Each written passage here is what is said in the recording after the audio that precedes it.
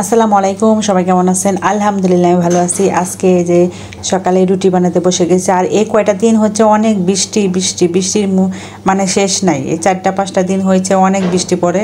তো যাই হোক, আষাঢ় মাসের দিন এরকম তো হবেই, একটু পরপরই বৃষ্টি নামছে, একটু পরপরই বৃষ্টি এরকম হচ্ছে। তো যাই হোক, এই যে সকালবেলা ঘুমিয়ে থেকে উঠে রান্নাবান্না করতে বসে গেছি। তো আজকে হচ্ছে মানে রুটি বানাচ্ছি, আর আপনাদের ভাইয়া অনেকগুলো হচ্ছে আটা নিয়ে আসছে, প্যাকেট নিয়ে আসছে।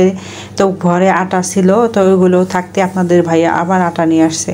তো ভাবলাম যে আজকে হচ্ছে রুটি বানাই, সকালবেলা নাস্তা পানি করব রুটি দিয়েই। তো যাই হোক, সেই জন্য রুটি বানাতে বসে গেলাম। তো আপনাদের ভাইয়া মানে ডিউটিতে যাবে, সেই জন্য আপনাদের ভাইয়ার জন্য একটু তাড়াহুড়া করছিলাম, যে উনি আবার এত সকাল ভোরে কিন্তু খায় না। তো আমি কিন্তু সকাল ভোরে উঠে রান্নাবান্না করি। আর অনেকে বলছিলাম, তুমি যেহেতু সকাল সকাল খাবে না, তাহলে বক্সে ভরে দিই, তুমি নিয়ে যা, পরে খাবা। তো যাই হোক, সেই জন্য একটু তাড়াহুড়া করছিলাম আপনাদের ভাইয়ার জন্য। তো রাত্রে ডাল আর করলা ভাজি ছিল, ওগুলো দিয়ে ওনাকে মানে খাবার দিয়েছি। তো রান্নাবান্না শেষ করেছি, সকালবেলা হালকা পাতলা নাস্তা পানি করিয়েছি। করানোর পরে এই যে দেখেন, আমি হচ্ছে যে সকালে হচ্ছে গিয়ে যে ঘুমে থেকে, আর আজকে বৃষ্টি, সকালে থেকে বৃষ্টি, তো সেজন্য আজকে মেয়েকে স্কুলে দিতে পারি নাই। আর এদিকে ছেলেও মানে ঘুমিয়েছিল অনেকক্ষণ, ছেলে তো কলেজ দেরিতে। তো যাই হোক, সেই জন্য হচ্ছে ও একটু ঘুমিয়েছে। আর হচ্ছে এই যে মেয়ে এইদিকে উঠে পড়েছে, আমি আবার একটু বিছানাপত্র ঘর দরগুলো এই ফাঁকে গুছিয়ে নিচ্ছিলাম। তো ভাবলাম যে যেহেতু আমার সকালে নাস্তা পানি হয়ে গেছে, ওদেরকে উঠিয়ে খাওয়া দাওয়া করাবো, তার আগে একটু ঘরটা পরিষ্কার করে নিই। তো আমিও খাওয়া দাওয়া করবো, তার আগে ঘর দুয়ারগুলো পরিষ্কার করে নিচ্ছি। আর আমার খাওয়া দাওয়ার আগে ঘর দুয়ারগুলো পরিষ্কার করে নিলে আমার কাছে, নিজের কাছে শান্তি শান্তি লাগে।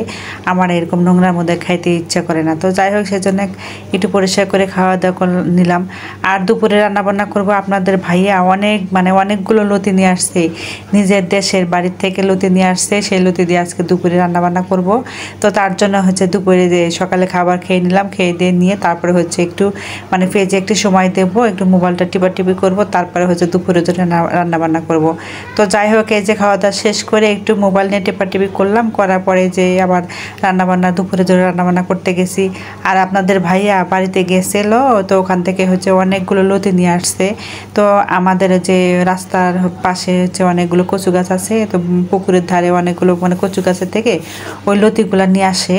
তো আমার জালে আবার নিয়ে আসছে, নিয়ে আসার পরে ওকে দিয়ে দিয়েছে। তো যাই হোক, সেই লতিগুলো আজকে রান্নাবান্না করব।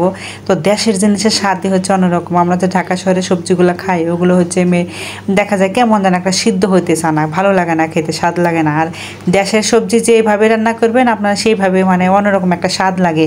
তো এই যে আজকে হচ্ছে সেই লতিগুলো কাঁঠালের বিচি দিয়ে রান্না করব। তো আমাদের নিজের গাছে কাঁঠালের বিচি, সেই বিচিগুলো দিয়ে, আর দেশের বাড়িতে লতি মানে চিকন লতি, এই চিকন লতি খেতে যা স্বাদ, তাই তো আজকে হচ্ছে আমি এই লতিগুলো দিয়ে এই চিহাসি মাছ দিয়ে, ছোটো মাছ দিয়ে রান্নাবান্না করব।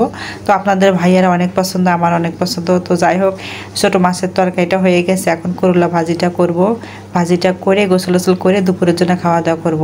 তো দেশের জিনিসের স্বাদই কিন্তু অন্যরকম। তো যাই হোক, এই যে দেখেন করলা ভাজিটা হয়ে গেছে, এখন গোসল করে নিয়েছি, নেওয়ার পরে যে সবাই মিলে একসাথে বসে বসে খাচ্ছি।